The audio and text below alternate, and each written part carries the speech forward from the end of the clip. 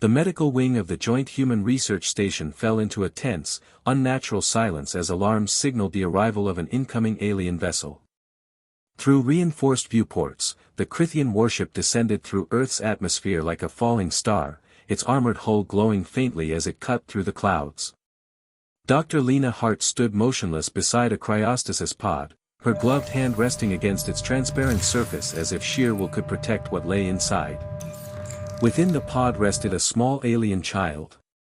Corin, a juvenile Krithian, had been recovered 3 months earlier from the wreckage of a crashed patrol craft. A systems failure had torn the ship apart during atmospheric entry, scattering debris across a remote mountain range. When human recovery teams arrived, they found no survivors, except one. Barely alive. Krithians were built like warriors, their bodies reinforced with crystalline scale structures and multiple redundant organs. Yet even that biology had nearly failed the child. By the time Lena's team reached him, Corin's hearts had stopped. Neural activity was non-existent. By every known definition, human and alien alike, he was dead. And yet, they had refused to let him stay that way. "He's entering orbit," Noah Reyes said quietly from the communications console. As the station's chief diplomatic officer, he had negotiated dozens of first-contact encounters, but none had left him feeling this exposed. The Krithians were an ancient warrior empire, feared across several sectors. They honored strength, ritual, and tradition, and they did not forgive interference with their dead. "They'll see this as theft," Noah added, lowering his voice as he approached Lena. "If they believe we violated their death rights." "I'm not leaving him," Lena replied, eyes fixed on the pod. "Not now." The docking bay doors opened with a deep mechanical hiss that echoed through the corridor. Heavy, deliberate footsteps followed. 5 Krithians entered the medical wing, each towering nearly 8 feet tall, their armored forms moving with predatory grace. At their center walked Commander Threxel, Corin's mother. Her 3 eyes locked instantly onto the cryopod. The emerald patterns of her scales darkened, rippling with streaks of ritual red and morning black. The translator at her throat activated with a low crackle. "You preserved my son's body," she said, her voice a low, vibrating rumble. "This is unacceptable. We will perform the death rites here and return him to the stars." Noah stepped forward, heart pounding. "Commander, with respect." "There is no discussion," Threxel interrupted. "My child is dead." A single voice cut through the tension. "He's not." The room froze. Every Krithian guard turned toward Dr. Lena Hart, their armored hands moving instinctively toward their weapons. To contradict a Krithian commander, especially a grieving mother, was unthinkable. To do so while standing between her and her child bordered on a death sentence. "Explain," Threxel commanded, her voice sharpening like drawn steel. Lena swallowed her fear and activated the medical console.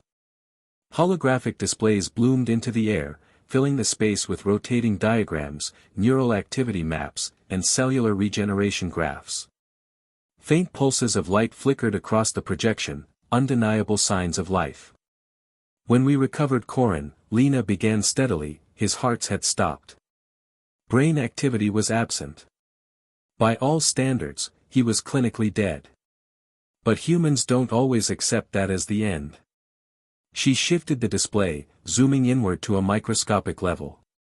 Tiny, shimmering constructs moved through a simulated Krithian nervous system like constellations of light. "We studied Krithian physiology in every database we could access. Crystal carbon biology is radically different from our own, but patterns still exist: communication, repair, adaptation. Where others saw incompatibility, we saw possibility." Threxel stepped closer, her scales shifting to a rare pattern of confusion blue. "We developed nanoscopic repair systems capable of interfacing with Krithian cellular structures," Lena continued. "It took 6 weeks just to create a prototype his body wouldn't reject. These machines didn't replace his biology, they supported it. They acted as bridges, holding damaged neural pathways together until his own systems could rebuild." The morning link was severed, one of the guards protested. We felt his consciousness fade. The trauma disrupted it, Lena replied gently. But we rebuilt what we could. Synapse by synapse. As if responding to her words, the monitors attached to the cryopod suddenly spiked. A steady heartbeat registered. Temperature stabilized. The soft, rhythmic rise and fall of Corin's chest became visible beneath the translucent casing. Noah brought up additional readouts. We placed him in suspended animation to reduce metabolic strain while repairs continued. The nanites have been working continuously, repairing cellular damage, regenerating neural filaments, restoring organ function. Drexel placed her massive hand against the pod. For the first time, her voice faltered. Why? She asked. Why expend such effort for a child not of your species? Lena met her gaze. Because a child was dying. And we couldn't walk away. Noah nodded. We've made countless mistakes as a species. But one thing defines us, we refuse to accept death when there's even the smallest chance at life. Drexel stood in silence, her hand pressed against the cryopod as colors rippled across her scales, patterns no translator could interpret. Confusion gave way to disbelief. Disbelief softened into something far rarer among her kind. Hope. Wake him, she said quietly. Please.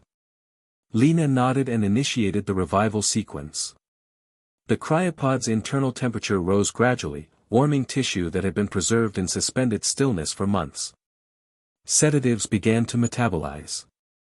The nanoscopic repair system shifted from active reconstruction to passive support. Minutes stretched endlessly. Every eye in the room remained fixed on the pod as heartbeat stabilized and neural activity climbed. Then, slowly, almost imperceptibly, Corin's eyes began to open. At first they wandered aimlessly, unfocused and confused. Then they settled on the towering figure beside him. Recognition sparked. A small sound escaped his throat, something between a chirp and a breath. Mother, the translator whispered, its flat tone unable to capture the overwhelming emotion behind the word. Drexel broke. The legendary commander, conqueror of worlds and leader of fleets, pressed her forehead against the pod and wept openly. Her massive frame trembled as she whispered her child's name again and again, her grief dissolving into overwhelming relief. Lena and Noah quietly stepped back, giving the family space. Around them, the Crithian guards stood frozen, their scales displaying colors of awe and disbelief they had never shown before. I think this changes things, Noah murmured. Lena watched the scene, tears glistening in her own eyes. It already has. When Drexel finally turned back to them, her posture had changed completely. She placed one hand over her primary heart, a gesture of deep respect in Crithian culture. The Crithian Empire remembers debts, she said. But more than that, we remember compassion. You have shown us something we believed existed only in ancient legend. As medical teams began carefully removing Corin from the pod, Noah allowed himself a small smile. You realize this means we're going to have more alien patients. Lena laughed softly. Good. Let them come. Corin's recovery would take months. His body had endured trauma no child, human or alien, should ever face. But he would survive. That fact alone would echo across the galaxy far louder than any weapon discharge or political declaration. Before departing, Drexel addressed the human staff one final time. You saved my son when logic said it was impossible, she said. When tradition demanded surrender. The Crithian Empire will not forget this day. Her gaze hardened, not with threat, but resolve. Nor will we forget our allies. As the Crithian delegation departed the station, the medical wing slowly returned to its usual rhythm. Yet something fundamental had shifted. News of the event spread quickly, first through diplomatic channels, then through whispered stories, then across entire sectors. A species that refused to accept death. A civilization that valued life, even alien life, above fear, politics, or tradition. Weeks later, as Lena reviewed new intake requests, she smiled at the growing list. Species once hostile. Empires once distant. All seeking something humanity had proven it possessed in abundance. Hope. Noah leaned against the doorway, watching her work. Think the galaxy's ready for us? Lena glanced toward the now empty cryopod. They'll learn. Because humanity's greatest strength was never its weapons, nor its technology, nor its reach among the stars. It was the stubborn, unyielding refusal to walk away from someone in need. And in that quiet medical bay, surrounded by two species once strangers, a new understanding had been born, one that would reshape alliances, soften ancient grudges, and remind the galaxy that sometimes the greatest victories are won not through conquest, but through compassion.